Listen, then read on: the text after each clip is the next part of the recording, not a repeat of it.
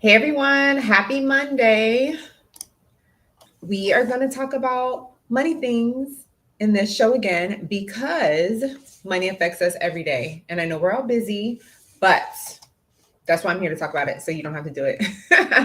Really quick, I put as the first item that we need to talk about. I would like you guys to let me know how much is your car payment every month. Please let me know in the comments if you're in the replay gang of watching this video. And if you are here, please go ahead and drop that in the Discord. What we're going to talk about today are a few things. I want to first start out by asking, why are cars so expensive? Then we're going to talk about social security checks being in danger. And then a little contrast from last week when Mark Cuban, with Mark Cuban, because his purchase of the Dallas Mavericks, he considers somewhat of a failure as opposed to the owner of the Celtics that sold for a record 6 point something billion dollars. He had a different fate than the Celtics owners. And I found that interesting because this was not televised. Of course it wasn't, because it didn't end that well. But I think we need to take context from both. So, car prices and tariffs. People are apparently doom purchasing and buying cars because the tariffs are going to go into effect on the 2nd, which is 2 days from now. According to the article on Yahoo Finance, car dealer stopped by some journalist desk and let people know that afraid buyers are rushing to purchase cars ahead of tariffs. These impending tariffs are causing premature car purchases, and payments are expected to increase on average of $300 a month more than they were. Now, the average payment is $700 and something dollars. So if you add $300, that's going to come up to it being over $1,000 for a car. Used is probably a little bit cheaper, maybe $800 or $900, but the article also mentioned that people are more so focused on the payments, how much the payment is gonna cost them a month, than the MSRP, which is dangerous because they're just seeing, if they're given a number by a car salesman, all that they're going to do is be like, oh, can I afford that? Not looking at the price. Now, some highlighted stuff from the article notes that the showroom floor was buzzing more than normal, particularly last week, ahead of the 25% tariffs on foreign cars that are poised to take effect on April 2nd. Again, that is Wednesday. And then they give a breakdown of saying, if you put the arbitrary number for a car that has the average price of $40,000, 25% is another $10,000. So I think the people are thinking that if they buy today at $40,000, it's worth it because next week that same car is going to cost them $50,000, and that's going to increase their payment. And that's all that people care about, is their payment. So in order to answer the question on my part, my last payment was $192. That Corolla that I just sold, I bought that, but I bought that 9 years ago. There are some things that were caveated to it. I do have good credit. I try to keep my credit good. So when I go to buy another car, not now, because I told you I'm not buying another car, my credit will help me, but interest rates are so much higher. So I do not know how that is going to bode, if it's going to bode well for me or not. But I can't imagine paying $800. And I've been talking to people around me. My neighbor told me his payment is $500 with insurance. It's $800 a month. Same for some people at my job. They're paying around, with insurance and the car payment, $800 a month. So I'm thinking I might do a video on, like, we need to seriously reevaluate if we need cars at all. Back to the article. There are some things that I think we may be going in the wrong direction with, like, buying cars up, because in addition to us doom shopping, there are dealerships who are buying up more inventory in anticipation of Trump's tariffs, right? And I'm seriously wondering, do y'all think that's a good financial move? Because if you're hoarding stuff and people can't buy it, you are putting yourself in a bad situation, because now you have this inventory and your note is going to come due and you can't pay it because the money's not coming in. So you have a lot of debt and you have inventory that's not moving. I say that people probably aren't going to buy it because, and nobody can tell the future, but there are several markers that the economy is not looking good. It's not just the tariffs. Some things are housing is extremely high. Another thing is people are worried about getting their Social Security checks on time. Talk about that next. Another thing is people are losing their jobs. Thousands are losing the jobs in the government sector. So I think that's public. And then private, I have seen so many things of people getting laid off. A lot of people I follow on social media have gotten laid off, and layoffs, high unemployment rates, things being expensive like cars and housing. These are all markers that the economy is not doing well. So I just don't think that's smart. I wouldn't do that. If I was a car dealership, I would be cautious. I honestly would, because I don't think buying more is going to put me in a better situation. Now, there's the flip side of that, where if you don't buy more, you're going to be stuck because demand is going to go up. But I don't see demand for cars going up. I don't, because people can't afford the cars that they have. And what do you call it? If anything, I would maybe buy parts. And I think that's why they bought my car, because if they junk it, at least they have the parts. Let's say only 10% of it is bad. They have 90% of the good. I would stock up more on parts, but I'm not buying all that inventory. So I think that's a little interesting that that's what happened. On to the next, Social Security checks. So apparently Social Security payments are changing. Trump is brain draining the federal workforce, and part of that, in addition to like cuts at the VA, he's also cutting the Social Security department. I don't know the official name, but they are expected to have 7,000 people cut from their workforce. And this particular article, let me see, next slide. It says Social Security employees warn people could be out of benefits for months as staffers who fix them are exiting. Exiting because they have to, or exiting because they're just tired of Trump. Regardless, like if the computer system goes down, it's unprotected against glitches, because the personnel that would normally fix them, that have this expertise, are now being fired. And the article goes on to explain these are highly critical and highly specialized things to fix. And even if you fire them, if you rehire them, that's a onboarding process that takes a long time. And these elderly people could be out of benefits for months. And that's sad, because a lot of these people are living paycheck to paycheck and they depend on their Social Security. And this is the first time in my life, almost 40 years, where I'm seeing people worry about their golden year paychecks that they, number one, put money into. Every paycheck it is taken out of. You're not even given a choice. So it's like it's being stolen from you. And I think that's wild. We're definitely in our lean years. And I say that because this is more evidence that we need to be protecting ourselves, because we cannot rely on other people. Yes, it would be nice.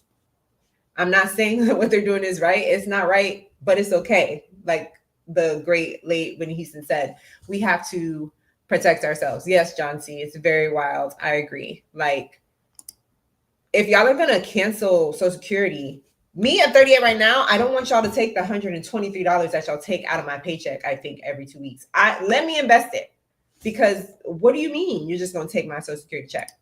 So some highlights from it is that now this is Trump saying he was elected with a resounding mandate from the American people, and that he's moving quickly to fulfill his promise of making the federal government more efficient. He has promised to, but he says he's protecting Social Security, and every recipient will continue to receive their benefits. Efficiency is not cutting out the smart people that are there when stuff goes down. It's just not, that's not efficiency. But, only time will tell. And the critics of his new department, DOGE, have said that its changes are part of a backdoor effort to cut payments and gut the agency. And what they mean by that is, yes, they're not officially cutting, what do you call it? Social Security. But if they gut it, if they gut the things that make it run smoothly, these people are not going to get their checks. They're not going to get their checks for months. Month after month goes by. People are behind in their rents. Landlords are not having it. They're going to be kicked out. They're going to be on the street. They can't afford groceries. They can't afford just basic human things that, again, we had no choice in saying if we want to opt in or out of Social Security, right? This was decided in the Great New Deal or something like that with FDR in the 50s or the 60s. We had no choice. Just raggedy. So modernization, I put here, will be a relic of the past. And this is actually an outside process of the dumbification of us all in society. Education and being smart is being attacked. That's why they're attacking the, Department of Education with like the student loans. I can imagine being a student now trying to get a federal loan. Ain't nobody over there either. Like in the Social Security Department, he's cutting 7,000. I want to say in the Department of Education, he's cutting like 10,000 jobs. So far, as far as Social Security, the things that are happening, I think I highlighted it next. Employees who work there at the department still told this journalistic place that phone lines are so backed up that one field office has told people to send questions via fax. And the employees are tired. They're just, because they're saying there's no time to breathe or get anything else done. Because if they fired half their coworkers, they're expecting the people that are still there to do the job of like 2 or 3 people, which is wild. But that's what they are doing. So far, what Trump is trying to do is get rid of paper checks, mostly. But when you get rid of paper checks, when you're talking about old people, that is so counterproductive. These people are not technologically savvy. And I see it every day when I'm at work and I tell people to use a computer. They're like, oh, I don't know how to do this. You're going to have to do it for me, which I have no problem doing. But at some point, people don't pay attention. And he's really making it hard for people to register for direct deposit. Older people like paper checks. They know paper checks. Another thing is there's long wait hours on phone lines. So if you try to call, because old people like to call, and I like to call too, so I'm considered old people. I like to talk to somebody. He's sabotaging the phone lines because he fired everybody.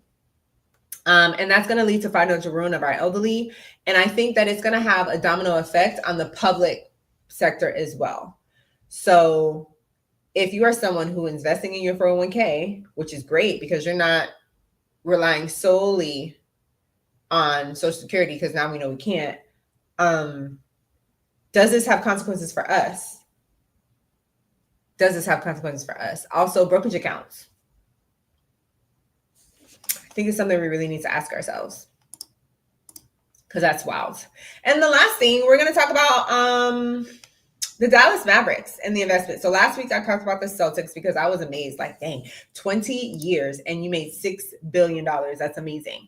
But according to Athlon Sports, Mark Cuban dropped a bombshell on financial struggles as the Mavericks owner.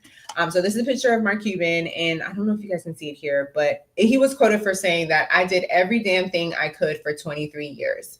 And it didn't work. So in 2000, he bought the Dallas Mavericks for $285 million.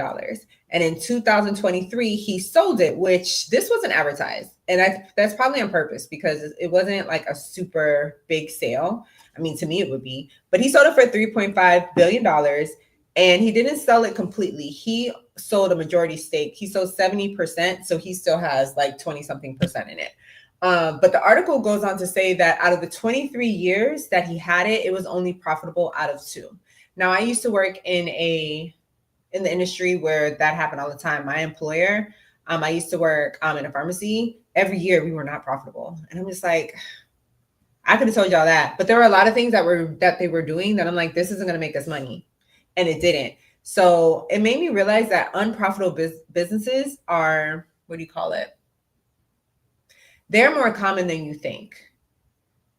And even though they're more common, I think they still have value. And I'm going to tell you about it in a little bit. But 23 is a long time 23 years is a long time to not see any money come from it like you're expecting a profit. And that is a big contrast to the Celtics person. And it made me think, like, when you think about the Mavericks and the Celtics, I'm not a basketball person, I'm not an athlete, but just being a girl, because that's what I am, I don't subscribe to it much. I know enough to know that there's the difference between the echelons of a Celtics team and a Dallas Mavericks. Shout out, I used to live in Dallas, by the way. But the Celtics are like a royalty team. I don't know if that's the right word, but I know that they are highly decorated and that adds to your prestige. The Mavericks have never been that to me. From a girl looking on the outside in, they've never been like that. So I could see how they weren't profitable. But I will say that he didn't sell 100%.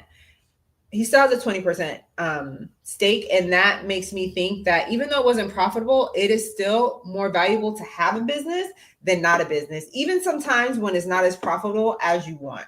And I do think it's okay to, what do you call it? Throw in the towel after 23 years because you tried. But he didn't sell 100%. And that makes me think, yes, he still has that mindset. Having a business is better than having no business and being just a W-2 employee. And that's because when you have a business, you get so many tax write-offs, which it kind of helps you shield your tax burden from other things you got going on. This is not the only business he has, but he could probably take some of those losses and offset some taxes that he has to pay. When you are a W-2 person and you just go in and work for somebody for labor, which there's room for that. We need that in society. That's fine, but you don't get those tax benefits. And as someone who's about to close their business, I'm closing my business, I think, actually tomorrow, next month, because I don't want to spend time with it and I need to get it off the books with the state of Florida. But I'm really hoping I can open another business. Of course, I'm not going to open it if I don't see anything viable happening for it, because from that business, as I was, what do you call it? Like endeavoring to do something positive with it, I got so many tax benefits of things that I was already going to spend on my own in my personal life. And that's the point. And I think that's probably why he kept the business, because it offsets your tax benefits. So that's something to learn. Not all businesses are profitable, even when you invest in them for 20 years. And I think 20 years is long enough for you to figure out, okay, I can let it go, but still don't always let it go 100%. And it was better to have that business for 20 years than to not, because imagine the tax benefits you were able to get from it. And that's it this week, guys. Thanks for hanging out with me. You know, I love to end this video segment with, how did you give yourself a raise? And I want to know, let me know in the comments, how did you give yourself a raise? You can do it financially, physically, or mentally. Mentally, for myself, I bought myself some athleisure clothes to help keep me motivated with my workouts. It was just time. I love to work out, but like I needed to renew my wardrobe for that. And I started, and they're really cute and I'm really excited. Thank you. Thank you, John C, for the, I guess, popcorn. But yeah. That's what I've been doing. I hope you guys give yourself a raise, mainly putting a real quick, easy way, put some money in your 401k. Easy way, save $50 every paycheck, something like that. But until then, thanks for hanging out with me, guys. I will see y'all next week. Talk to you later. Bye.